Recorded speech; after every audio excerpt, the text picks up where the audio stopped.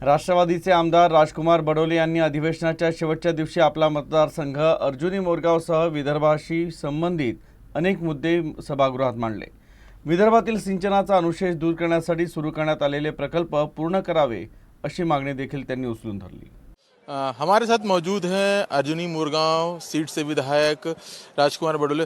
Sir, विधानसभा के शीतकालीन सत्र का जो है आज जो आखिरी दिन है, आपने विभिन्न मुद्दों को जो है आखिरी सप्ताह की जो चर्चा है उसमें उठाया है। क्या कहेंगे सर, क्योंकि विपक्ष बहुत हमलावर है इसको लेकर, सत्र को लेकर। उनका कहना है कि कोई प्रोडक्टिव सत्र नहीं रहा है। मुझे लगता है बहुत ही अच्छा सत्र रहा और विभिन्न मुद्दों पे माननीय मुख्यमंत्री महोदय और दोनों उप मुख्यमंत्री महोदय जिस तरीके से सहकार्य कर रहे, और जहाँ तक विपक्ष की बात है तो विपक्ष को तो पूरी तरह से सहकार्य करे, और विपक्ष के जितने नेता हैं वो सभी यहाँ पे बोल रहे हैं विभिन्न मुद्दे पे। अंतिम आठवड़ा प्रस्ताव में भी 293, 292 में भी बड़े पैमाने पे अनेक विषयों को लेकर चर्चा हो रही। माननीय मुख्यमंत्री भी उस बारे में यहाँ पे अभी थोड़ी देर के बाद तो बोलेंगे, लेकिन अनेक मुद्दे जो है, विशेष करके जो विदर्भ है, विदर्भ के जो धान उत्पादक किसान हैं, कापूस उत्पादक किसान है, इन सभी के विषयों को लेके यहाँ पे चर्चा हुई। और जिन जिन सदस्यों ने ये विषय उठाया, जैसे कि हमने 2,500 रुपये धान को बोनस देना चाहिए करके यहाँ पे जो मुद्दा रखा, तो निश्चित ही मुझे लगता है कि 2,500 रुपये प्रति हेक्टर के हिसाब से 25,000 रुपये प्रति हेक्टर के हिसाब से सरकार यहाँ पे बोनस देगी। वैसे इंदू मिल का एक विषय यहाँ पे जो रखा था, तो इंदू मिल का काम कितने दिनों में पूरा होगा।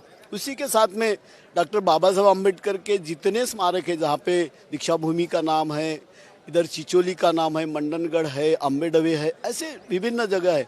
इन सभी जगहों का विकास करने के लिए पिछले बार जो आराखड़ा बनाया गया था, तो इन सबों का विषय विकास करते समय महात्मा ज्योतिबा फुले, जिन्होंने पहले 1848 में जो स्कूल शुरू किए थे बीड़ेवाड़ा में, उसका भी विकास करने का हो।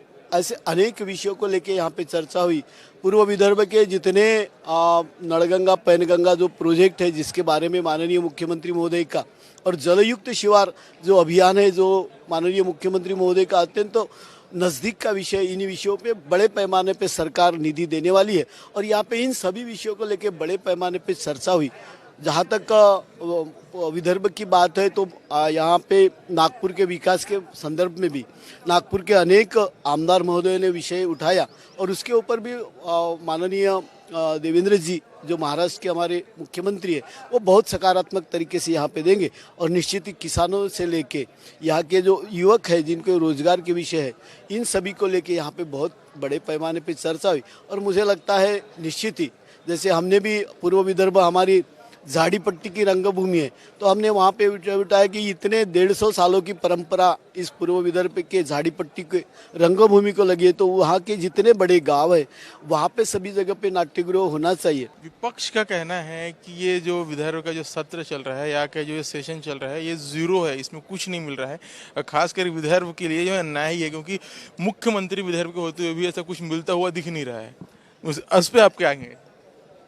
विपक्ष की तो हमेशा ये बातें ऐसी रहती है, लेकिन अगर आप पिछले 10 सालों के अंदर में जो विकास की बात करेंगे, नागपुर में जो इतना बड़े पैमाने पे जो विकास हुआ, तो इसमें विदर्भ जो विपक्ष के जो लोग हैं, विशेष तौर पे कांग्रेस के जो लोग हैं, इनका क्या श्रेय है, इनका क्या योगदान है? पिछले 70 सालों से ये लोग जब सत्ता देख रहे थे, तो इनका तो योगदान जीरो है। यहाँ पे माननीय नितिन जी गडकरी साहब और माननीय देवेंद्र जी फडणवीस साहब, इन लोगों जैसे ऐसे लोगों के कारण ही नागपुर का और पूर्व विदर्भ का विकास हुआ है। इसलिए विपक्ष अगर कुछ भी कहे तो वो उनके कहने की बात है, लेकिन निश्चित ही इस सेशन के कारण हमारे यहाँ पे नागपुर और विदर्भ का निश्चित विकास होगा, इसमें कोई शंका नहीं। तो ये थे बडोले साहब, जिनका कहना है कि न केवल नागपुर बल्कि पूरे विदर्भ का विकास होगा, और ऐसे उन्हें मुख्यमंत्री देवेंद्र फडणवीस से पूरी आशा है। कैमरामैन विलास खड़से के साथ रवि शुक्ला, UCN न्यूज़, नागपुर।